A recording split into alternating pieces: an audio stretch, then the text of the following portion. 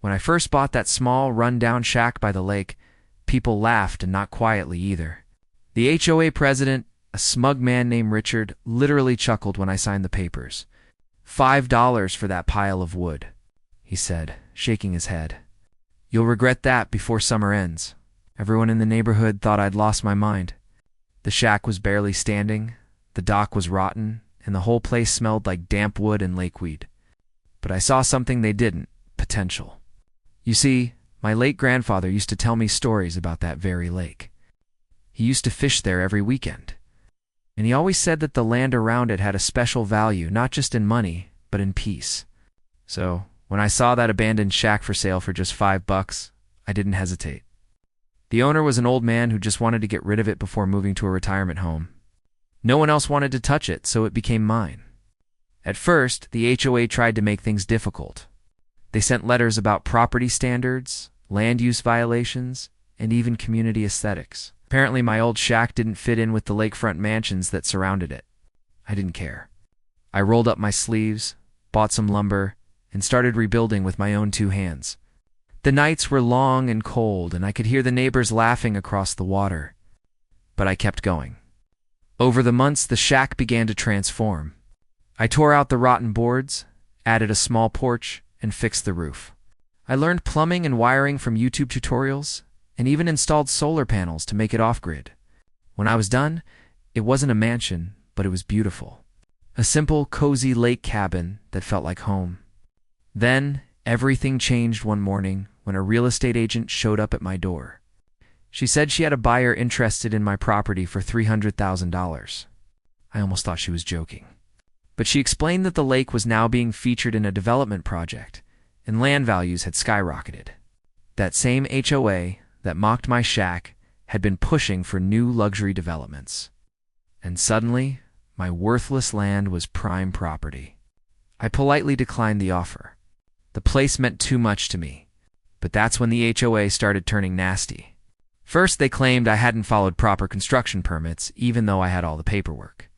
Then, they fined me for unauthorized landscaping because I planted wildflowers near the dock. They even accused me of contaminating the lake because of a rainwater collection barrel I installed. It was endless harassment. Finally, I got a notice in the mail. The HOA had voted to reclaim my land for community improvement. In other words, they were trying to steal it. They said my shack was publicly unsafe and needed to be demolished for a community dock extension. That was the last straw. I called my lawyer friend Jenna, who specialized in property law. She looked at the documents and laughed. They don't have a leg to stand on, she said. You own that land outright, and they can't touch it without your consent. She helped me file an injunction to stop their so-called project. But I wasn't done. I dug deeper and found out that the HOA board members had secretly approved a plan to sell my land to a private developer for over $5 million. They wanted to push me out for pennies and pocket the difference. When I confronted them at the next HOA meeting, Richard tried to act innocent. You're mistaken, he said. But his face turned red as I dropped a stack of printed emails on the table. Copies of their private correspondence that proved everything. The room went silent. The local news got wind of the story. Within a week, cameras were on my front porch, and the headline read, Homeowner exposes HOA land grab scam. The community was furious. The state launched an investigation, and Richard and several other board members were removed and fined. With the HOA out of the way, the area boomed even more. Property values kept rising. My little lake shack, the same one they laughed at, was now estimated at over $5 million. Realtors kept knocking, but I never sold. Today, that shack stands strong. I rebuilt it not just with wood and nails, but with patience, pride, and a bit of revenge. I sit on the porch every evening, watching the sunset over the lake, remembering every insult, every laugh, and every letter the HOA sent.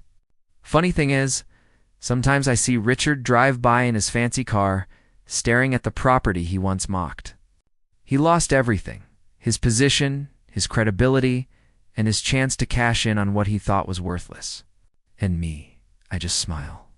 Because I didn't buy a shack for $5. I bought freedom, peace, and the sweetest victory of all, proving every single one of them wrong.